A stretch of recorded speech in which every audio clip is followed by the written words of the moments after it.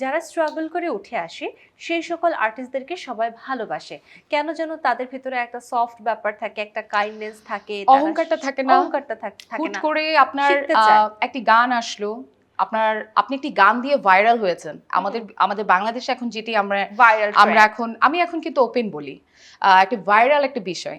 একটি গান দিয়ে ভাইরাল হয়ে গেল, এবার সে মনে করে যে হ্যাঁ আমি স্টার, আমার একটা গান হিট, আমার সুপার ডুপার হিট সং একটা। যখন তিনি একটা স্টেজে উঠলেন, তিনি সর্বোচ্চ হাফ এন আওয়ার শোটা চালিয়ে যেতে পারেন, এরপর তিনি আর শো চালিয়ে যেতে পারেন না, কাজ ওনার কাছে স্টক থাকে না।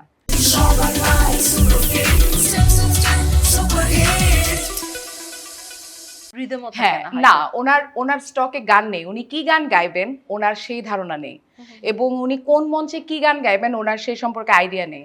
আমরা এমনও হয়েছে যে আমার অনেক সিনিয়র আর্টিস্ট, তিনি যে গান গাইছেন আমি সেম গান গেয়েছি। হ্যাঁ, আমি গান গেয়ে নেমেছি, আমার পরে সিনিয়র আর্টিস্ট তিনি উঠেছেন, তিনি দেখলাম সেম গান গাইলো, কাজ অফ ওনার গান হিট। ওনার দুটো গান দিয়ে উনি পুরো প্রোগ্রাম, মানে ওনার একটাই সেটা হচ্ছে ওনার দুটো গান সুপার ডুপার হিট সং। এটাতে ওনার অনেক ঘামান্ডি, অনেক একটা মানে বিষয় ছিল, এবং তিনি আমার সাথে কথা বলছেন না। হ্যাঁ, কারণ উনি একজন স্টার। ঠিক আছে, এই তো এরকম অনেক বিষয়ে অনেক কিছুই দেখি ভাই।